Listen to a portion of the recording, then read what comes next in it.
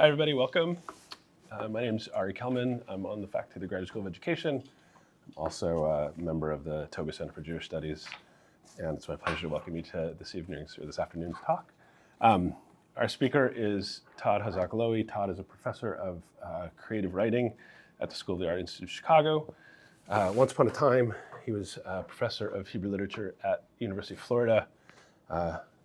Unlike those of us who are still sort of doing that full time, Todd got wise at a certain point and left to do other, better, more exciting, interesting things, including publishing a book of highly regarded short stories, one novel for adults, two novels for kids, a bunch of translations, and one nonfiction young adult work as well called Together We Are Power. Did I get that right? We Are Power. I'm going to talk about it a teeny bit at the beginning of this.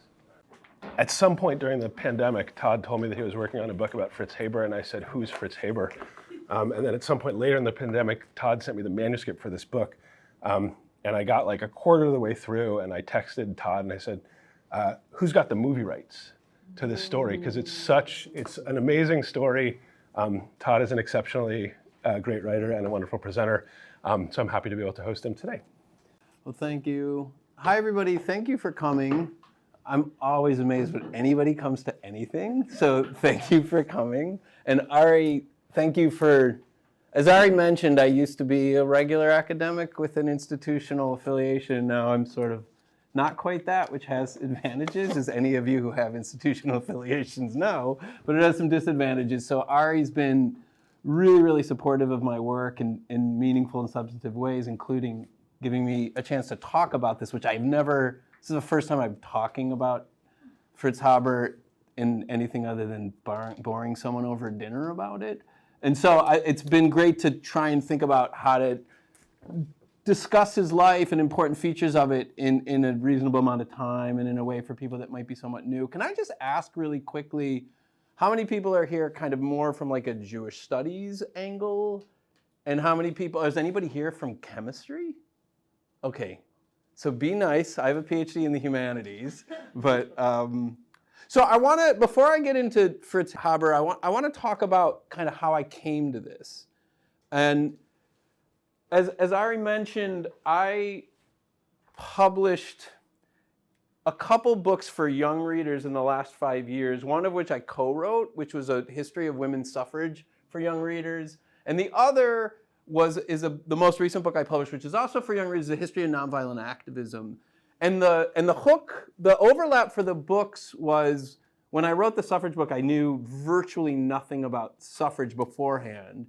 And I became quite amazed by these women, in particular women like Elizabeth Cady Stanton and Alice Paul. And I was kind of stunned that nobody almost knows who these women are. I was like, why aren't there streets named after these women in elementary schools? And I wanted to write in particular more about Alice Paul, who in my opinion led the first major nonviolent movement in the United States. And the civil rights movement doesn't claim them at all, doesn't think of them as a kind of a continuation of them, even though they, along with the British suffragists, or the suffragettes as they were called there, were influences on Gandhi in some ways. And I was thinking about all this, and one of the things I started noticing in the American press around this time was articles like this. So this is an editorial by Brent Staples, How the Suffrage Movement Betrayed Black Women. And to be clear, there's substance to an article like this. But I was kind of amazed that it seemed like anytime I saw kind of press about suffragists, that it was about how they were racist. And it seemed to me a little puzzling. And the case of Elizabeth Cady Stanton in particular was really interesting to me because she was quite racist at times, but I also thought was a woman of great moral courage and a complicated person and a really interesting person. And I started having this idea that I wanted to write a book about morally complicated people. And I knew I wanted to do a chapter on her. And then I was thinking about like maybe I would do artists. And then I started thinking like, okay, I'm a white man who's going to write a book about a white woman who wasn't that racist. And I realized like it was just a non-starter for better or for worse. But I was really interested in this question, and I was really puzzled about, we're not very good at talking about morally complicated people, which I think obviously we all are to some extent. And so I sort of put it on the back burner. And then somehow I recalled that I had heard, and I think it was just part of, a Radiolab episode called How Do You Solve a Problem Like Fritz Haber, which I encourage you to listen to. It's only like 22 minutes, so it's even more just scratching the surface than this is going to be. But it's really interesting. It's really well done. It's Radiolab. And they approach it very much in this question of like, this is somebody who did some really great things and some really not great things. And so I was like, well, okay, what I remember about him, smart, neurotic, complicated Jewish man, sounds like someone I know. I can write that story. That's somebody I can write about. And so I started reading about him, and as Ari said, this was during some of the height of the pandemic, and every single thing I learned about him, he sort of became more and more interesting to me, more and more troubling, more just a baffling person. And part of also what was baffling is, as I'll argue in a moment, he is truly one of the most important people who has ever lived. And so I also became interested in, why is this person not known? And I realized this audience here is somewhat self-selecting, so my guess is that more of you know about him than maybe the average audience. But I did kind of an informal survey as I was working on this book, and I would ask anybody who asked me, like, what are you doing now? What are you working on? And I would tell them I'm writing about Fritz Haber. And I would say at least 60% of the people that I spoke to, and these are largely educated people, mainly Jews, had never ever heard of him. There was like another 30% that was like, I think so. And then there was like 10% who like knew who he was. And so there's another question, which I'll get into at the end of this today, which is, how is a person who was alive less than 100 years ago, of monumental importance, quite nearly forgotten, and perhaps arguably repressed? So I'm going to get into that a little bit. So that's the backdrop to this. I'm going to kind of talk about him today. So I want to really do two things today. One is just to establish his importance, which will be easy to do.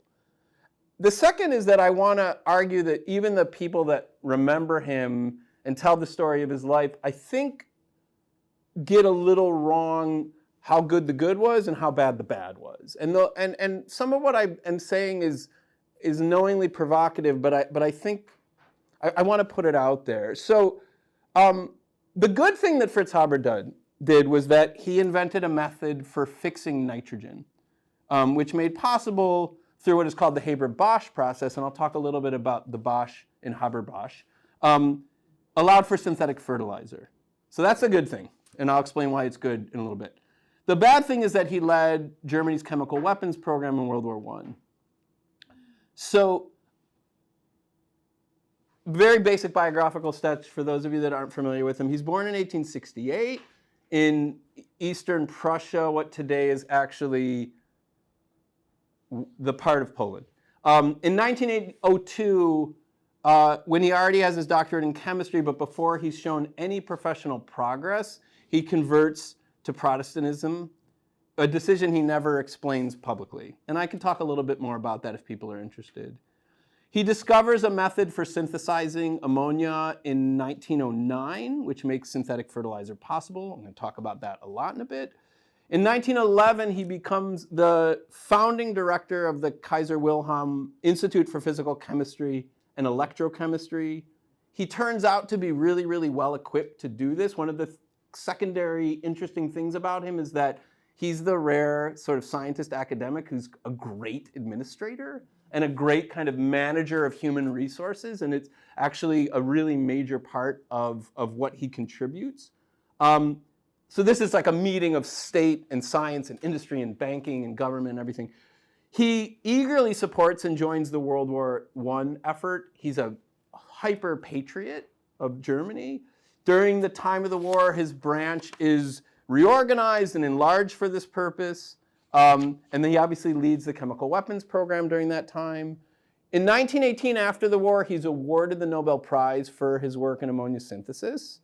And he continues running the institute until 1933, when the Nazis come to power. And he resigns in the fall of 1933 when their first laws are come into effect, even though he's technically allowed to stay in because he's early on because he's a World War I veteran. And in a rare moment of like real principle about something other than his own career or Germany, he resigns, refusing to fire all the Jews that he has hired, and he's hired a lot of them. He resigns. He's suffering very serious health problems at this time, and in particular with his heart. And he spends the last year of his life trying to sort of find a new home and a new place to be, and he's really ambivalent about leaving Germany. He spends some time in England. He's also fascinatingly courted by Chaim Weizmann at this time, who wants to bring Haber to Palestine to start one of these great science centers. And Haber is intrigued by this and interested. And in 1934, sort of technically homeless, where he's traveling all over Europe, sort of trying to find a place to be, he dies of a massive heart attack in Basel, Switzerland in 1934. So that's his life. So why does Haber matter? I need to get into the science a little bit to talk about ammonia synthesis. So compared to oxygen, carbon, and hydrogen, which are the other most prevalent elements in living organisms, nitrogen is known as the limiting element. And what that means is that it's the one that's least available. And it's the one, therefore, that places a limit on how much can be grown. Now, that might puzzle you because we all know, if you paid any attention to like high school chemistry, right, that the air is 80% nitrogen. But as we know, or as we don't know, all the nitrogen in the air is something called diatomic nitrogen, which means it's two nitrogen atoms that are connected in this kind of triple bond that's almost impossible to break. So from the perspective of a farmer, for instance, the nitrogen in the air is kind of useless. Like you think of a person on a desert island surrounded by salty water, they can't drink it. That's analogous to the situation here. So what effective agriculture involves is moving nitrogen around. And until the 20th century, there were only a handful of ways to do this. The main one of which was like organic fertilizer or manure. So before Haber comes along, the best fertilizer in the world is South American bird guano.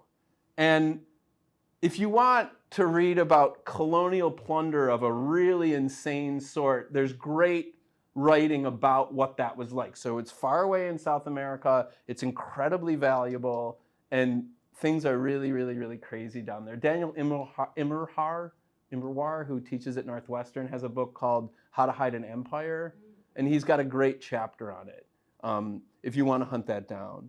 The problem is at the turn of the 20th century, in part due to already the increase in population growth, is that those reserves are starting to run down.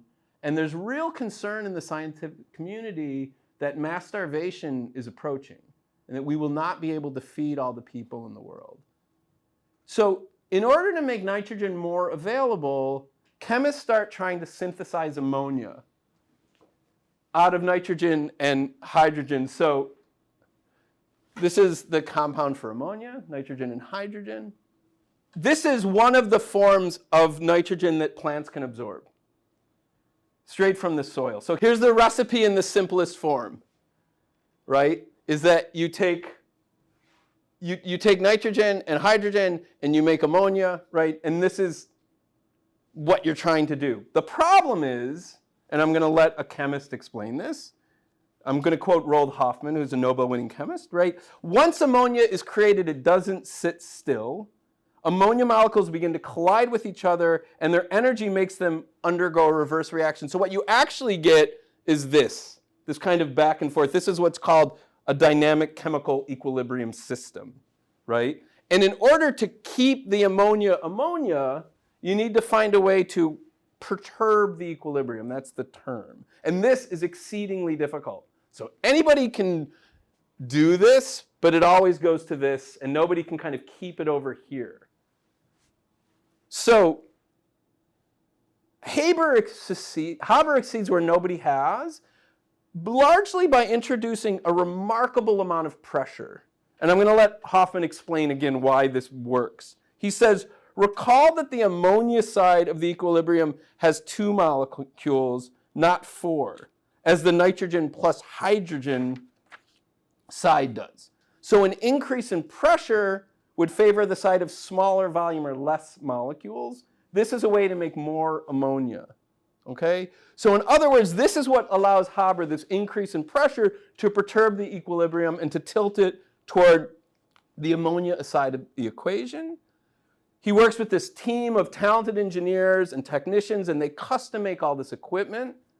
And he steadily makes progress over a number of years. In 1908, a year before he finally makes the breakthrough, he signs a contract with BASF, the German chemical company. This increases his salary and also gives him future royalties, and in time he will become astoundingly rich from this. He submits his first patent for the process, and then the final breakthrough happens by finding the right catalyst. In 1909, he can reliably produce liquid ammonia. It's on a small scale using a desktop machine, but it's still considered kind of a modern miracle. This is when Carl Bosch, an engineer from BASF, enters in the picture. And even though the pressures in Haber's process are astoundingly high, around 200 atmospheres, which is well beyond anything that presently can be done on an industrial scale, Bosch says, let's take this on. Let's try to do this. And one historian marks this as a turning point in human history, when Bosch, instead of being like, you're crazy, this isn't going to work, says, let's give this a try. Bosch scales up Haber's innovation with incredible speed, and by 1913, there are factories producing ammonia hundreds of times more than Haber's little desktop machine could. Fritz Stern, who is a Jewish historian, worked at Columbia for a bunch of years, calls this perhaps the most difficult and brilliant feat of chemical engineering ever achieved. If you're still skeptical about how important this is, I'm going to let some other people back me up. So Roald Hoffmann calls the Haber-Bosch process, which is what it's still known by and what it's called as the masterpiece of chemical ingenuity. Historian Daniel Immerwahr, who I quoted before, writes, in a single stroke, Haber had opened the floodgates of the virtually unlimited growth of human life. By inventing ammonia synthesis, Fritz Haber became arguably the single most consequential organism on the planet. And I actually ran into Daniel on the campus of Northwestern. I live in Evanston, and I recognize him because he's got these giant eyes. He was eating a falafel, and I said, I'm working on this Haber process. And he's like, oh, I was just telling my students he's the most important person who ever lived. That's where he's landed at this point. Science writer Thomas Hager says, the Haber-Bosch process stands as, I believe, the most important discovery ever made. Put simply, it is keeping alive nearly half the people on the planet. And scholar Vaclav Smil, who writes a lot about food production and science, says of all the centuries, 20th centuries, technological marvels, the Haber-Bosch process has made the most difference to our survival. So again, half the world's population is directly dependent on this. And in fact, half of the nitrogen atoms in your body have been inside a factory, approximately. This is everybody, right? This would seem to be a good thing. This is the thing we celebrate Haber for, right? But if we look a little closer, things get more complicated, right? The environment plays a very heavy price for the fact that we drench our fields with synthetic fertilizer. So if the nitrogen went straight into our crops and then straight into us, it would be one thing. But that's not at all what happens. Only about a third of the synthetic nitrogen that's added to a field becomes part of the crop tissue. Most of it returns as vapor or runoff.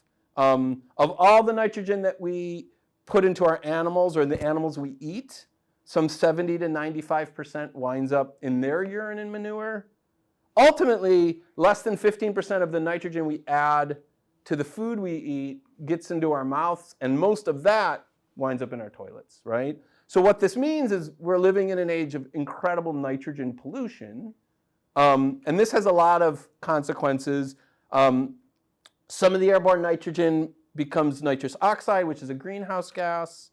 And then what many of you are probably familiar with is we have runoff into our waterways, right?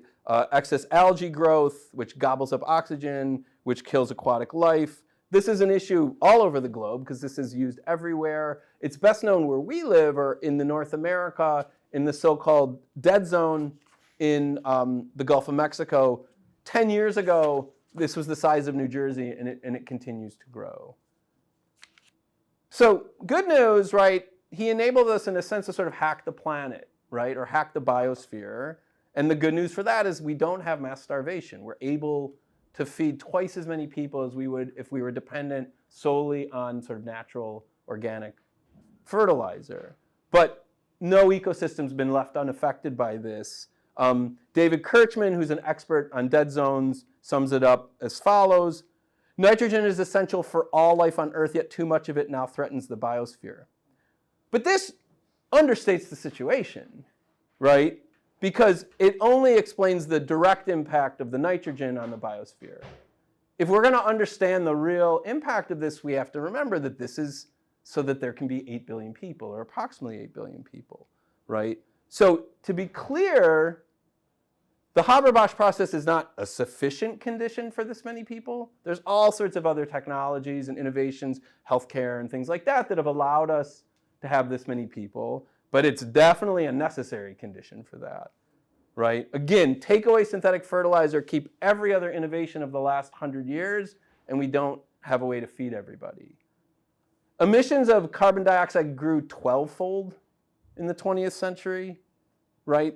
Human population growth, however you think of it, however you measure it, and that's a giant complicated field of science, is a major contributor to global warming, right? Again, I'll say that human growth, human population growth has made a major condition to global warming, right?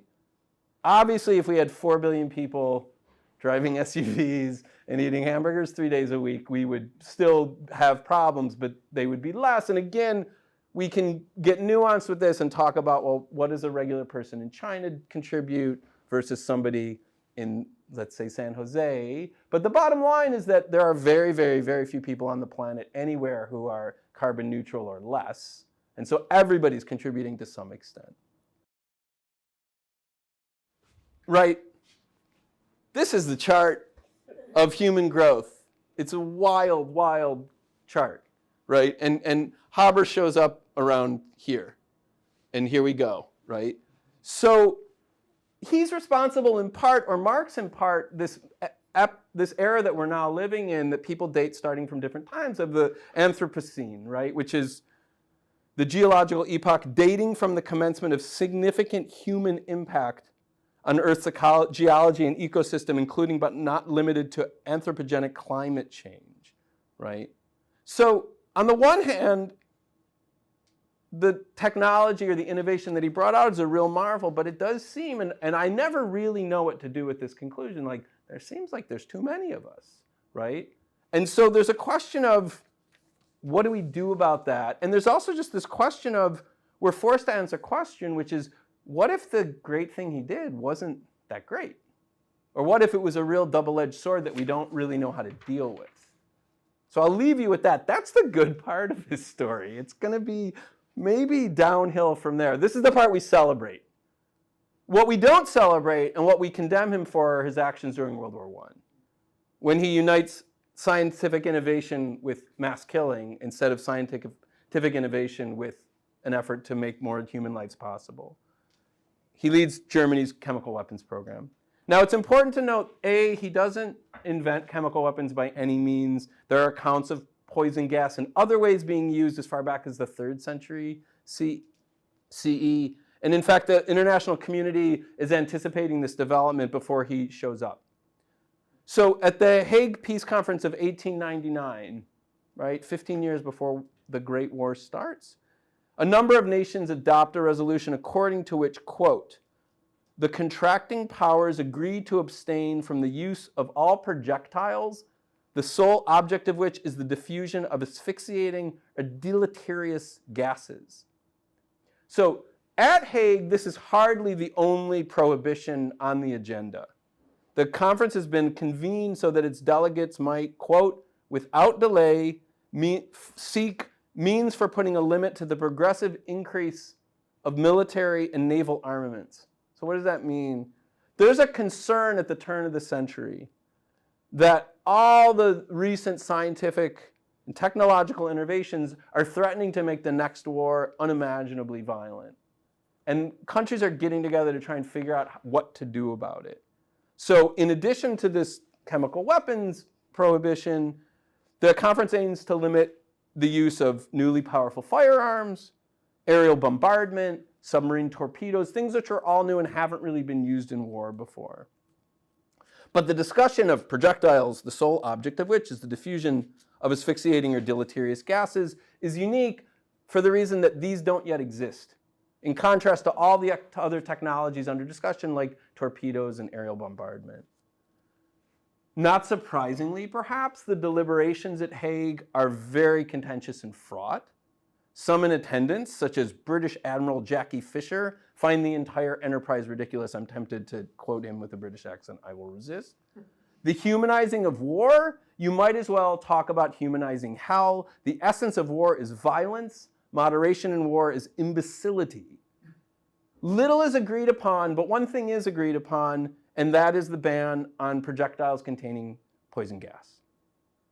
Despite this, in the fall of 1914, the British and French are actively researching such things, and actually Haber himself is not the German who sort of initiates their program, but his involvement is going to stand out in two ways. One is that, unlike the British and the French, he increases meaningfully the toxicity of the gases to be used, and the other is he's really enthusiastic about this, okay? When confronted with the Hague prohibitions, right, which again has been passed by all these countries, Haber argues that, quote, in war, methods have to be used that lead to its rapid conclusion. And technically speaking, there's something to what he's saying. So very early on already in World War I, trench warfare has sort of emerged. The countries are making very, very little progress. There's kind of this stalemate. They're using massive amounts of explosives to try and get people out of the trenches.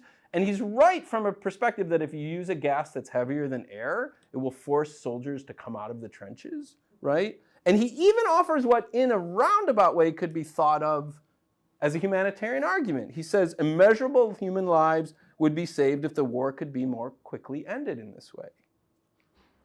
On April 22nd, 1915, in Ypres, Belgium, Haber's men opened the valves of 6,000 metal canisters that have been dug into the trenches near the French trenches.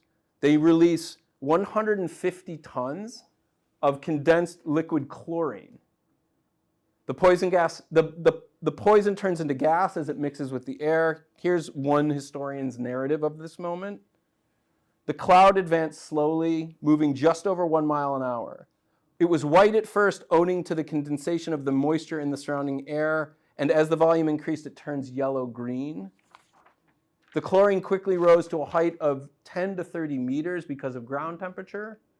Within minutes, the Franco-Algerian soldiers in the front and support lines were engulfed and choking. Those who were not suffocating from spasms broke and ran, but the gas followed and the front collapsed. So a 3.5-mile hole opens up in the front, in the Allied front. But the local army command, the German local army command, which was completely skeptical of this tactic, this weapon, isn't ready to seize the opportunity. The Allies call in reserves. The Germans are unable to secure any permanent technical gains, right? But despite all this, this is a big day for the advocates of poison gas. It clearly does something, right? There are 15,000 French casualties, including 5,000 deaths. Chemistry has flexed its muscle, right? Not long after this, Haber is promoted to captain. He's awarded an Iron Cross. In short order, he will have a, quote, somewhat fantastic uniform of his own design, custom made for himself. There's incredible pictures of this. The Allies are outraged by this attack, but that doesn't stop them from jumping aboard this, right? And soon they are weaponizing chemistry as well. And so efforts to poison the enemy will continue all the way to the end of the war, another 40 months and change. So the gases, along with the methods of delivering them, evolve. We go from chlorine to something called phosgene, which gives way to arsenical compounds, and eventually mustard gas, which is, I think, what most of us think about when we think about chemical weapons. The overall complexity of this program is considerable, and on one side it's led by Haber, who becomes, quote, the most important organizer of science in wartime Germany. He becomes the head of the chemistry section of the Ministry of War, and his institute at the Kaiser Wilhelm Foundation is enlarged. His budget increases 50-fold, right, than the one he administered before the war. 150 academics, along with 13 other staff, are under his command. So standard accounts of Haber's life devote enormous attention to this chapter of it. And they do so to condemn him for it. So one historian says that Haber helped, quote, to make barbarism scientific. The entire project, in the words of another historian, is an early instance of science put to satanic service. And let's be clear, he never expresses remorse at any point in his life about these services rendered, right? As one historian notes, if he had any doubts about the moral aspect of his work, he kept them to himself. What I want to do is push back against this a little bit. Not, please, don't misunderstand me to say that chemical weapons are a good thing, but rather to reconsider what motivates our condemnation of them. I'm going to read a lot of what follows because this argument's complicated a little bit and I need to get it right. In his important book, The Chemical Weapons Taboo, Richard M. Price tries to make sense of the uniquely intense opprobrium reserved for these weapons. He asks, how is it we have come to regard the tearing apart of flesh by burning metal a, quote, conventional and thus unconventional practice of cruelty? The crucial factors explaining the way we view chemical weapons lie, this is Price again, not simply with the objective and essential characteristics of the weapon themselves, but with how civilizations and societies have interpreted these characteristics and translated them into political and military practice. So what Price attempts to do in his book is to trace the emergence and solidification of the chemical weapons taboo. And he argues, and this will resonate with anybody working in academics these days, he argues that it's contingent and constructed. It's not an essential feature of these weapons. But because the taboo is so fully accepted today, it's rarely questioned or really thought about. So the contingency of the chemical weapons taboo can first be appreciated by noting some key developments in the history of these weapons, few of which are inevitable or tied to features of the weapons themselves. So I already mentioned the first key development. In one of the rare moments of complete consensus at the 1899 Hague Conference, chemical weapons are banned before they exist, right? The law easily passes in large part because of this. Countries are much less willing to restrain themselves when it comes to torpedoes or aerial bombing because these methods of killing are already part of the nation's arsenal. They already have utility, and chemical weapons don't. So it's much easier for them to decide, let's not do this, right? That early ban places chemical weapons in a unique category because there is a long, long history of new weapons, the gun, the crossbow, the machine gun, the list is very, very, very long, of being considered especially unfair or dishonorable or abhorrent at the time of their emergence, but which over time come to be viewed as perfectly acceptable, right? The successful preemptive effort to ban chemical weapons makes their future acceptance less likely because they are always already marked as beyond the pale. As historian M. Susan Lindy argues, and she has a great book called Rational Fog that came out in the last couple of years. She's a historian at Penn. She says the overall aim of the Hague Conference was to find a way, quote, to collectively manage the highly destructive powers of modern technology. One way to do this is to make laws about what constitutes acceptable, that is, conventional weaponry, and, quote, civilized warfare in general. That's one way to do it. The other is a very different way to manage this destructive capability, and that is to pass laws, establish institutions, and create processes aimed at preventing war in the future. And there are actually efforts at Hague, some of which are led by US, to introduce binding systems of arbitration and mediation, but not shockingly, these efforts fail. The attending nations concede that future wars are inevitable, and as such use the conference to see if they can't come to some agreement about what will be allowed and what will be forbidden once the fighting is underway yet again. In other words, the Hague Conference, by banning some weapons and deeming others acceptable, contributes to the larger project of sanctioning warfare in general. It's a really important point, right? The goal among those involved in the deliberations at Hague is to figure out what civilized warfare looks like and is to make armed conflict as humane as possible, right? There's obviously a strong oxymoronic undertow to this project, right? As one historian puts it, what is humane in war? The adjective defies definition in this context, right? The effort to humanize the act of killing is inherently impossible, arguably absurd. Now, if you believe that killing is sometimes unavoidable, then it makes sense to figure out if some weapons are categorically worse than others. I certainly will concede that not all weapons are created equal. Nuclear weapons obviously belong in its own category. But one doesn't have to look very hard then or now, at home or abroad, to see that war is not exactly a last resort among many advanced nations, including most certainly our own, right? So Price, who I quoted before, spells out the very potent and very lethal work performed by policing the boundary between civilized and uncivilized war in this way. He says, the inevitable, that's also in quotes, if natural tragedy of war is revealed as a carefully preserved social institution.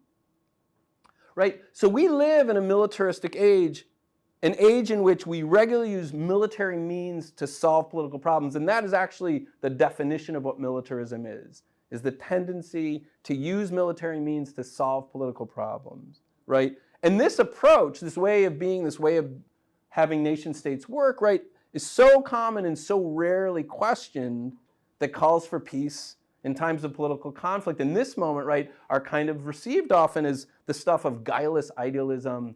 They're seen as sort of daft, right? And that's a measure of how common this way of being is, right? So the Hague Conference in retrospect is a massive failure, right? Civilized Europe plunges into the Great War, and the carnage is utterly unprecedented. And it's a little hard to appreciate it because its deformed stepbrother, the World War II, will so eclipse it in the destruction and the horror of it. But at the time, nothing had been seen like that. This war represents a crisis in regards to international relations and geopolitics, but it crystallizes another more abstract but no less dire crisis. As Price writes, the shock of World War I deals a decisive blow to the unthinking faith in the progress of civilized Western society. The war brings about an emerging awareness that a civilization based upon progress in technology might be turned upon itself, right? In other words, the Great War forces many to ask themselves if the story of technology and of Western civilization more broadly is a story of progress at all, right? Indeed, some wonder if the collective protagonist here, Western civilization, is properly named at all. Gandhi has a famous tongue-in-cheek comment about that. In this context, it isn't hard to understand why chemical weapons emerge, this is Price, as, quote, an effective scapegoat for the disillusionment with the promise of technology that followed World War I. The international community is unable to prevent the products of its awesome technology from killing millions of people, so it wags its mangled, bloody finger at chemical weapons as if they're the problem. So let me be clear here. My point is not that chemical weapons are less worse than conventional weapons. That's not my point. I'm not an advocate of chemical weapons. While I was trying to put this argument together, my wife started mocking me that I liked chemical weapons. It's not true. My point is that the effort to prohibit only certain kind of weapons in war is often, perhaps usually, perhaps invariably motivated by a desire to allow wars to be waged otherwise, to make war acceptable, however ostensibly regrettable, right? In this regard, I think, and I argue, that the project of villainizing chemical weapons should be seen as part of a very dangerous and truly deadly misdirection, right? We label some weapons illegal so that no one will give too much thought that others are perfectly legal, right? So again, make no mistake, Haber should be condemned in light of his unbridled, unreflective enthusiasm for this war in general, along with his eagerness to apply his considerable talents and expertise to its execution and its enlargement of the arsenal, right? But he looks especially bad in terms of his more specific involvement in chemical weapons because in a sense he's unlucky, right? He happens to invest his energies in a weapon that, however undeniably awful, actually get a worse rap, in my opinion, than I think they deserve, at least in comparison to all those other conventional weapons that the international community seems to regard as an unremarkable, ineluctable part of the geopolitical scenery. Right? Had he been an engineer, had he been a metallurgist, had a physicist, right? Had he invested every bit as much of his brilliance into the war project, then he may well have contributed to even more injury and death. Chemical weapons were responsible for 3% of the casualties in World War I. Only 3%, right? History would barely notice if he had done that. The last century and change has been profoundly shaped by the products of militarized technoscience and the weaponization of human intelligence. And Lindy argues, right, the fact that, quote, the finest properties of the human mind have been leveraged to maximize human suffering is a moral disaster. And again, Haber contributes actively, eagerly, unrepentantly to this disaster. But to single him out, while ignoring the fact that he is but one among a host of scientific geniuses willing to be mobilized for the murderous aims of the state, is to misunderstand how it could be that 187 million people died in wars in the 20th century. 187 million. The problem's way, way, way bigger than him. So if we want to villainize him, which we can and should, right, we ought to do the same with many, many, many, many others. And I think there's a really fundamental misunderstanding of his role in all this. Here's the segue into my conclusion. The uncomfortable awfulness of Fritz Haber doesn't end there. Near the end of the war, Haber becomes involved in pest control, which overlaps with his enthusiasm for chemical weapons. And one of the reasons he probably does it, this is near the end of the war, is he senses that if Germany loses the war, this is going to be a problem for him. He, in fact, goes into hiding for a little while after the war, thinking he might be tried as a war criminal. But because he still believes in chemical weapons, he moves into insecticides because that's a more kind of kosher way to do some of adjacent research. Haber investigates methods to ensure the controlled delivery of new insecticides derived from cyanide, according to which dilute sulfuric acid is poured into vats, after which the cyanide is added. You're all about to groan. Haber's Institute plays a central role in the fine-tuning of this process, which becomes known as the Zyklon process, and leads in 1919 to an insecticide called Zyklon A. In 1924, other researchers, not Haber, tinker with the first version and create something called Zyklon B. Right? The difference between the two incarnations of the process stems in part from the presence or absence of additional strong-smelling gases, what are technically called indicators, which are added because the poison gas itself is odorless, right? So combining cyanide with a, quote, warning indicator helps to prevent accidental death among those administering the insecticides. And for years, these gases are actually very successful as insecticides. But in the early years of the 40s, after Haber is dead, the Nazi functionaries tasked with implementing the final solution will find new application for these insecticides, in particular Zyklon B, which is the iteration they land upon, the gas that will be used in the gas chambers for the terribly obvious reason that Zyklon B is a version of this that's free of the warning indicators, right? So that is the final awful irony of his life. It's anecdotes like this that may explain why Haber, for all his importance, is nearly forgotten. The three collectives, Jewish, scientific, and German, that appear to be the most obvious candidates to claim him, to tell his story, are all in some ways repelled by him. For Germans, Haber signifies the unrestrained militarized nationalism that dictates the country's murderous trajectory during the first half of the 20th century. And there's an anecdote in 1968, the centennial of his birth, there was actually an event in Germany to commemorate him, and some student activists hung a banner that said, something like Fritz Haber, father of chemical weapons murder or something like that, right? For Jews, he's a problem, right? In addition to the Zyklon B anecdote, which is hardly just an anecdote, he rejects his Judaism, he converts. And he only returns to his Judaism at the very end of his life, sort of reluctantly, when the Germans make it clear that they're not interested in the meaning of conversion, right? And for the scientist, Haber represents the scientist who loses his way, the scientist who serves the wrong master, right? The scientist who lacks a moral compass. And it's this strange, kind of almost uncannily doubled figure or feature of Haber's identity that I think explains his larger obscurity today. However you look at him, from any angle, he appears as sort of self and other, right? As Jew and Gentile, as great scientist and evil scientist, as German and exiled German, as victimizer and victimized, as insightful and blind, right?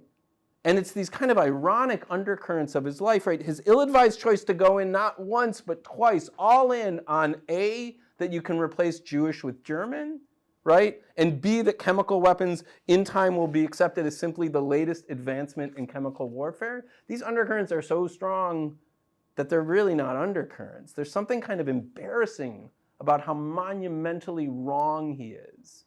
And he's a character that I think is to be read without what's called backshadowing, without knowing how it played out. He didn't think he was blind. He didn't think he was wrong. He just turned out to be wrong, right? But the irony at the core of his life story is so complete, it makes one feel really uncomfortable, right? The kind of irony that causes us to decide, perhaps without thinking about it, that it's best to let him be forgotten. But I think in this moment, when we're struggling so mightily to confront and accept and deal with the reality of moral complexity, I think we should be studying him and trying to make sense of him and just kind of sitting with him. He's a lot to teach us, even if it's in ways he probably wouldn't have chosen for himself. This perplexing human who, let us remember, made billions of other human lives possible, may in all his terrible imperfections be the most human of all of us. Thank you for listening.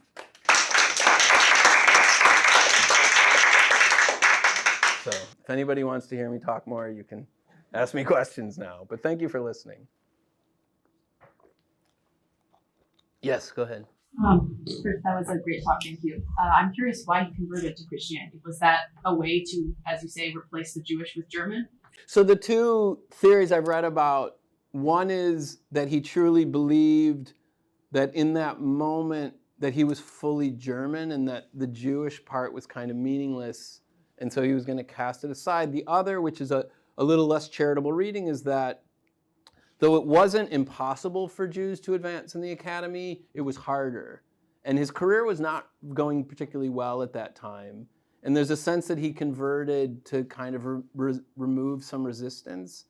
At the time he converted, if I'm getting these numbers right, it was still quite unusual. Around 10% of Jews had converted in Germany at that time. About 10 years later, it would get up to 20. So it was still uncommon. What's interesting is that he's one of these many converted German Jews who, for the rest of his life, almost everybody in his social circle is either Jewish or ex-Jewish. Both of his wives, he's a horrible husband, by the way, abysmal. Both of his wives are converted Jews. He was really close friends with Einstein and actually brought Einstein to Berlin. So those are the theories about why he does it, but he never publicly explains why he does it. So that's what I know about that. Yeah, go ahead. I'm curious why Einstein gets a pass in terms of his moral decency, and Haber ends up being such a villain. Well, they were friends and probably indistinguishable in 1900. Well, at the time, though, Einstein famously is repulsed by nationalism and militarism his whole life.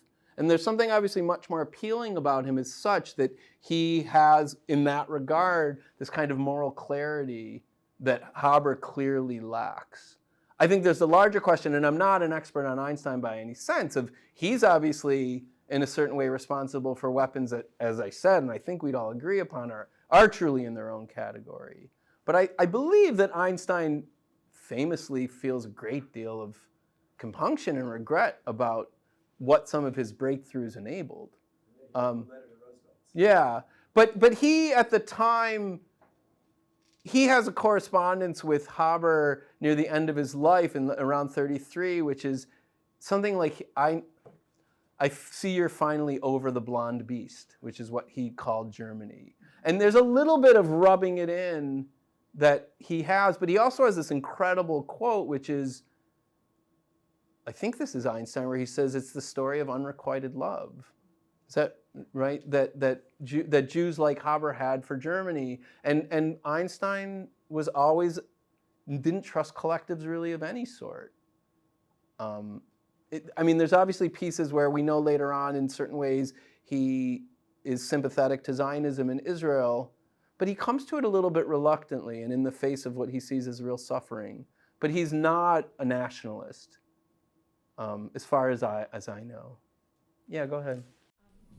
This was an incredible talk, first of all.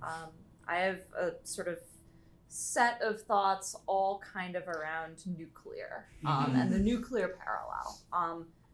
The first being that I feel like I'd be remiss not to say that, like, your argument that the taboo on chemical weapons normalizes other weapons can also be made about the nuclear taboo, and in particular, like, every time we fight over Hiroshima, it makes it sound like what we did to Tokyo is okay.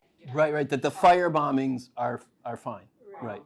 But thinking about, like, reception history, I'm interested in, since you've talked about the theme of doubling, like Haber and Oppenheimer, For sure. which I'm sure is a question you get or you will get all the time as you present this work. But I wonder whether, in addition to the sort of, Oppenheimer is sympathetic because he, like, struggles with it, but, Haber doesn't. I wonder whether the chart that is still behind you isn't somewhere in the, like, kind of tricky reception, that we are not only sort of more uncomfortable with the wrong that he did, but also more uncomfortable with the good that he did. And so I want to, like, put that on the table and sort of see what you make of, do we have a hard time, whatever we, the Jews, the scientists, etc., claiming Haber as a great figure in human history because we are uncomfortable with the fact that there are now 8 billion of us and all that entails? And what would it mean to, like, claim that as a good thing? Wow. Well, the first thought I have, which is only semi-related to what you just said, but I think when I think about the nuclear weapons, the first thing I think about is that utility question. And they obviously have immense utility. And in fact, right, Lindy, who I quoted a couple of times, her first work was on the kind of anthropological medical research that went on in Japan immediately after the bombs were dropped. And one of the things she says is that, and I guess this is somewhat common knowledge, is one of the reasons that they dropped 2 of them was kind of to produce more field work, that they were in these 2 very different places, and it was a way to actually make the gathering of knowledge possible in places of very different geographies, but also just to get more data. And so, I mean, the thought I have about this, I don't know if this is going to be helpful, and you're welcome to add a follow-up question, is one of the things I'm teaching this is how far afield some of this work is. I'm teaching Virginia Woolf's To the Lighthouse right now in a novel survey class. And one of the things I had my students do last week, and I let them look on their computers, which made them very happy, was, like, write everything that's happened in regards to innovation, technology, new thinkers, new movements from 1875 to 1925. And this was to set up, Virginia Woolf has this famous quote, which is, on or around December 1910, human character change. She says this in a lecture she gives in 1924. And I wanted them, I think we all think about in the moment we're in that things are way out of control and change is happening too rapidly, and it seems like any day it's all going to go bad. And one of the things I wanted them to think about, and one of the things I've been trying to think about myself, in part so I can fall asleep at night, is that things have felt wildly unstable, and the rate of innovation has seemed much too fast, and the rate of change has seemed much too fast. And I think that's one way to understand why there's that feeling, like how many more of us there is, along with how much has changed to make that possible. And what's so interesting about Haber, obviously, is he's in a bunch of these places where this radical change happens. And in fact, one of the things that was in an early version of this paper, which I took out, arguably the second most important thing he ever did, was at the beginning of the war, Germany's about to run out of munitions because nitrates and nitrogen are also a crucial ingredient in all conventional explosives, right? So the N in TNT is a version of nitrogen. And one of the things that happens, and then there's a naval blockade, they can't get the saltpeter and the guano they're using, right? And gunpowder is using nitrates. And he, along with other people, wonder, can we repurpose these factories that we just built, which are a year old? Instead of making ammonia, can we use them to make nitrates? And again, Haber's not directly involved in the actual repurposing of the factories, but his innovation and the timing of it, and we're talking about like 18 months, right? If this innovation had been discovered 2 years later, or if Bosch had hemmed and hawed, or if they couldn't figure out, this is a counterfactual history, the war would have ended in the late 1915, and we'd obviously be living in a radically different world, right? And people sometimes poo-poo that kind of thinking, but it seems other people have written about this. And so I think he is this figure that is very closely involved with how kind of unimaginably unusual the 20th century was that we're still trying to make sense of, right? And those of us in Jewish studies, it has its own features of the kind of the twin poles of Holocaust and the emergent state of Israel. But I think all of it is something that we're still really struggling to make sense of and still trying to catch up with. I don't know if that answered your question, but it's an interesting one. Yeah, go ahead, Varen. First, thank you. This was really fascinating, and I don't know anything about it, so I learned a lot. But I have two questions. The first question is about, so we started with the fact that we are uncomfortable with controversial figures. Mm-hmm. And it's interesting for me, the move to try to look at what they've done and say, well, is it controversial? Maybe it's not as controversial as we thought. And so I wanted to ask you about your process of working with it, and on one hand, saying, no, I want to keep the fact that it's okay for us to talk about controversial figures, and on the other hand, go and try to see what have they done and is it really as horrible. So that's question one. And the second question is, what do you think that it says about our tendency to think about history as a history of heroes or history of humans? At the end, we are talking here about the history of chemistry, for example, or of innovations. Why do we need to put, especially, today people question, why do we need the Nobel Prize when it's always a group or a process that gets to something? So what is this obsession with telling our history like that? And so I'm just wondering about what you think about that, because your project continues it to some extent. Well, I'll say this. When I was working on this nonviolence book, one of the things I thought about putting into it that's not in it, right? So this is a book for 10 to 14-year-olds approximately. And that exercise, there's a chapter on Gandhi, there's a chapter on women's suffrage, there's a chapter on part of the civil rights movement, there's a chapter on the farm workers movement, there's a chapter on the Velvet Revolution, and then there's a conclusion. And you get like 20, 30 pages of like large margins and big types and pictures to tell these stories. And one of the things I found myself having to do was, when I was writing about these people that literally made me cry in the face of their moral courage, I kind of had to gloss over that, like, Cesar Chavez, there's plenty of bad things we can say about him. And even Martin Luther King Jr.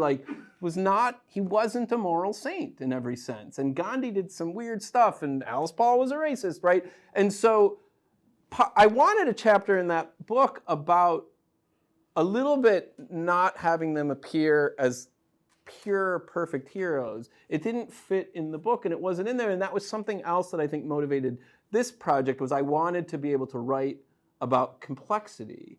But I bring that up in part because I do think part of how we're educated about history, for better or for worse, starts with who are the heroes? Who are the great people in history? Who are the biographies that we should admire?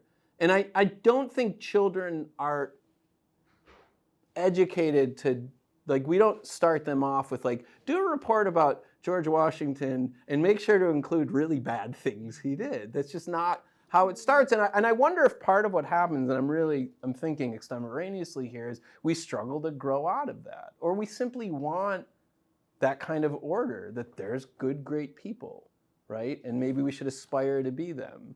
And so I think when I started with this project, I really just wanted to, again, it was COVID, I was sitting alone in my house, and I really just wanted to wrestle with his complexity. I think the other way I came into this, and I might be drifting away from your question, is to the extent that I have a field anymore, it's narrative.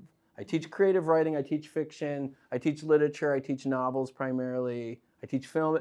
And what I was interested in this is, as we all think about the difference between story in the Russian formalist sense and plot, right? And we think of the raw materials of this person's life versus the master plot that we fit it in. And what I was interested with Haber from the beginning is what are our options for making sense of his life? And can we narrate a life without eventually sort of subscribing to and employing this or that story type? Is it a tragedy? Is it a comedy? Is it, an irony? Right? And so I think what I'm interested in with his life is that it's very hard to settle on those maybe overall. The book on Haber, that there's a biography of him that came out about 15 years ago by, I think his name is Daniel Charles. And the subtitle of the book is The Rise and Fall of blah, blah, blah. And I really wanted to think critically about and play around with that very inviting story type and wonder, what are the other options? Can you write in both directions at once? Can you subvert what you're doing as you're doing it?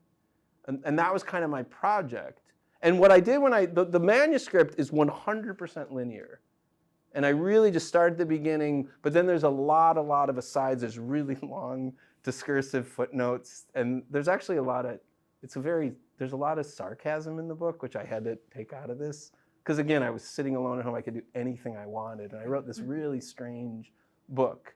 But I really tried to push against, and I haven't read a lot of these books, but a kind of, not the Elon Musk book, but the Walter Isaacson kind of massive biography that's super well researched, but he's never questioning the knowledge that he's producing, right? And he's never questioning how kind of ready-made what he ultimately produces is and readily consumed. And I wanted to write something that I think the reader would feel a little uncomfortable with and would call into question a lot. Would ask questions about itself as it was going without being obsessively self-conscious. I cannot remember your first question, but maybe that was okay. Yeah, Michelle. So this is fantastic. The piece that I'm not fully clear where you really are is the piece at the very end, it would be good for us to make use of morally complicated figures.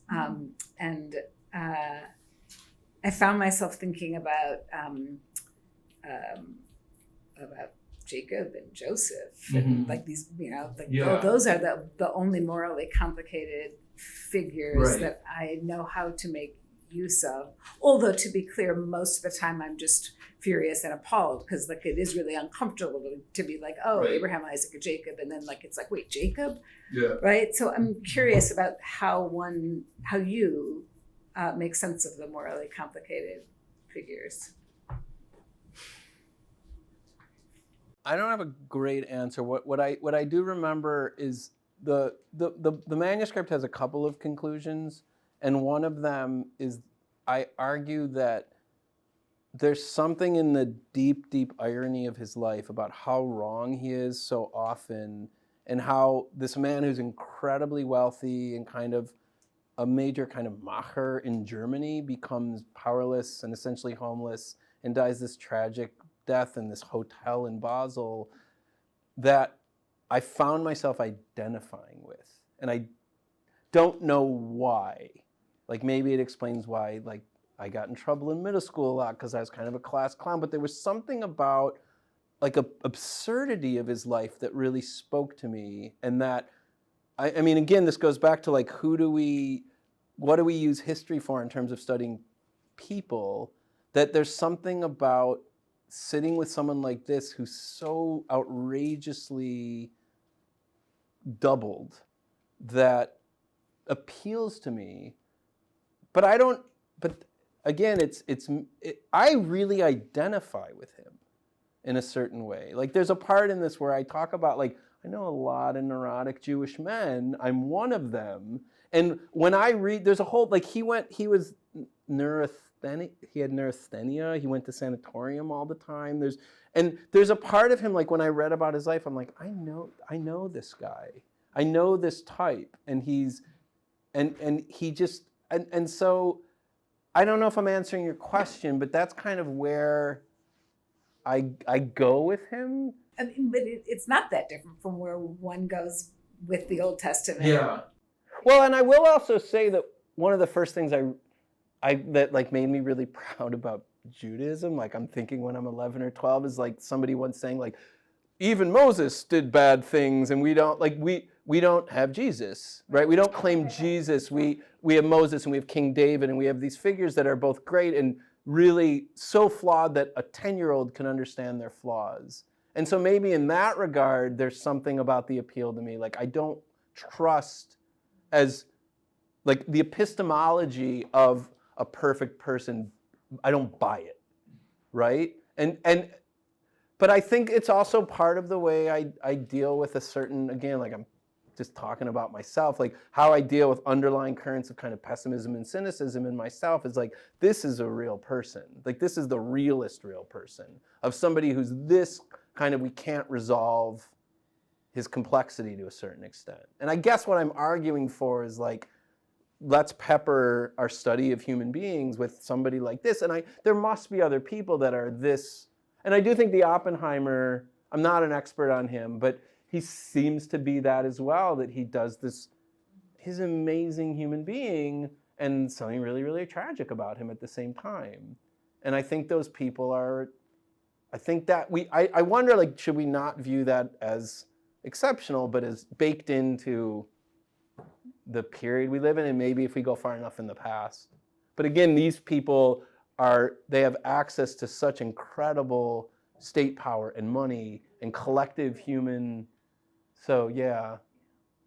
Well, just kind of on that, I mean, yeah, not everybody has like the same access to high stakes decision making, right. But I would argue that there are no public, like recognizable historical figures who are not morally or ethically complicated. Yeah, right.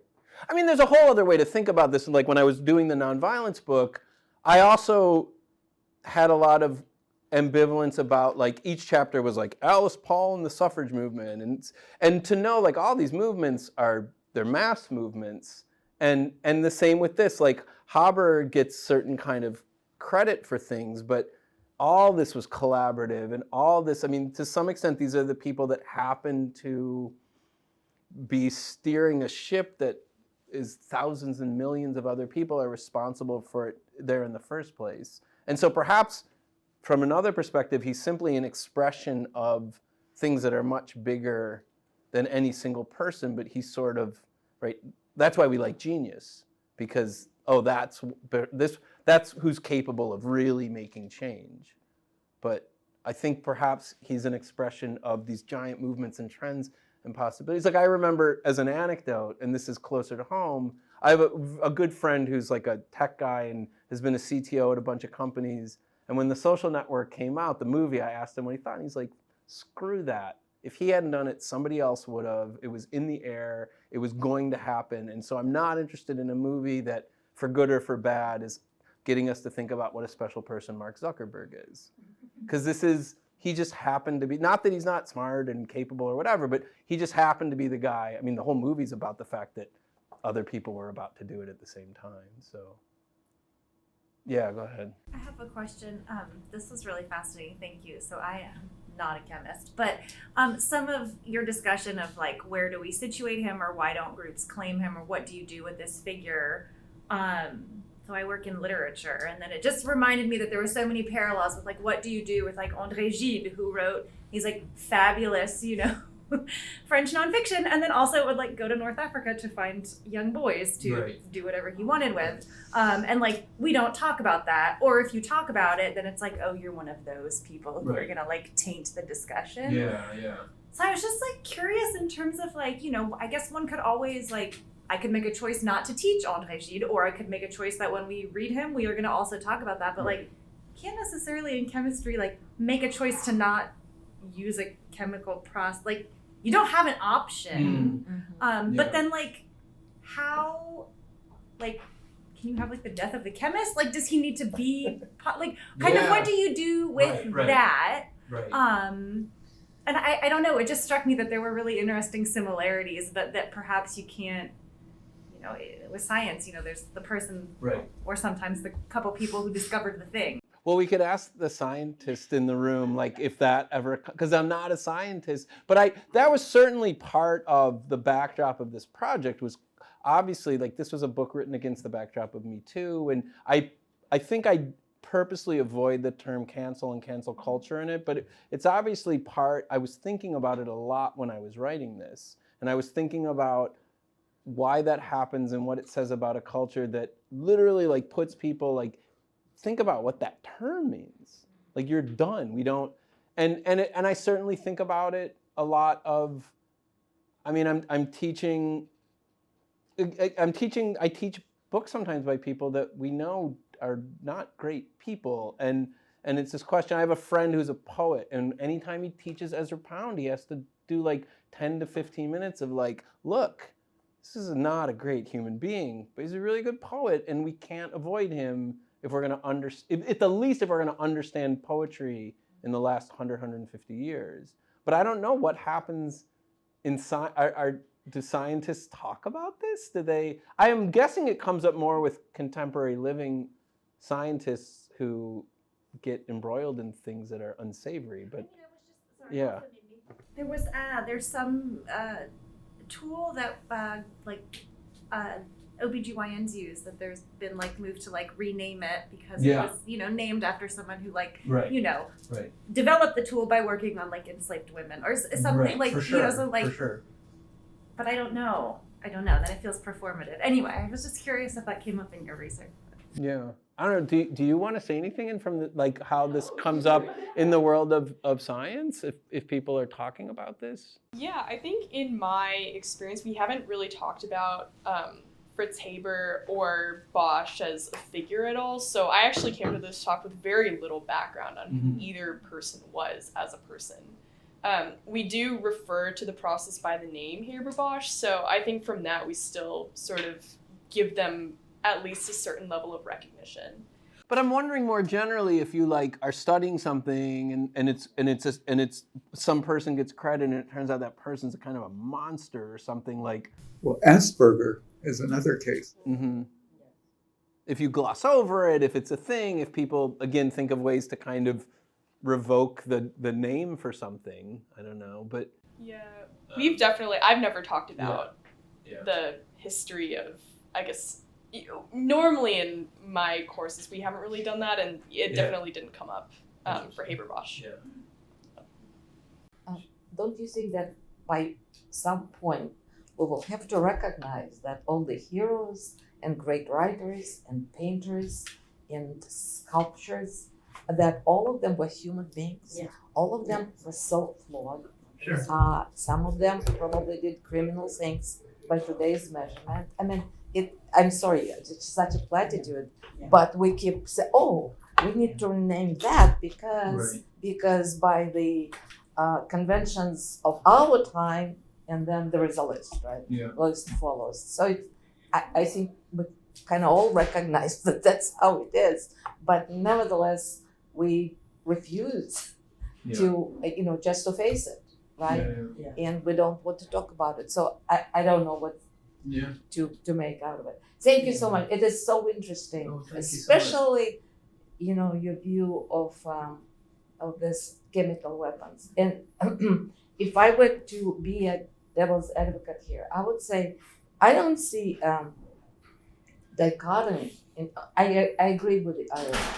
I mean, if you look at his life trajectory, it is such a bitter irony how it started and what he did and why he did those things. But you know what? He was a German patriot, right? He sure was. And it was such a natural thing to support the war and see. Well, he signed a manifesto of 93 scientists, right? And he was just a good assimilated Jew, right?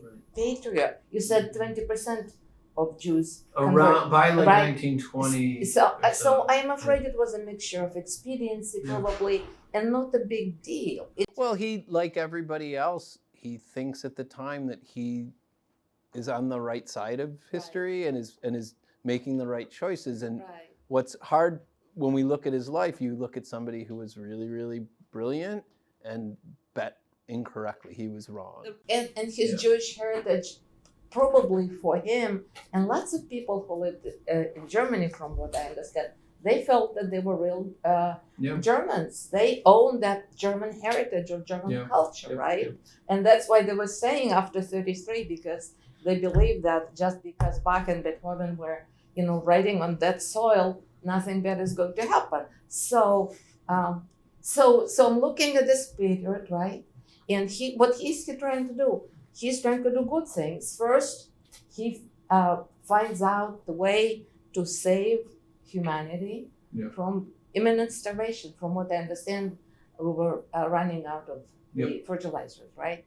And second, his country goes to war. What does he do?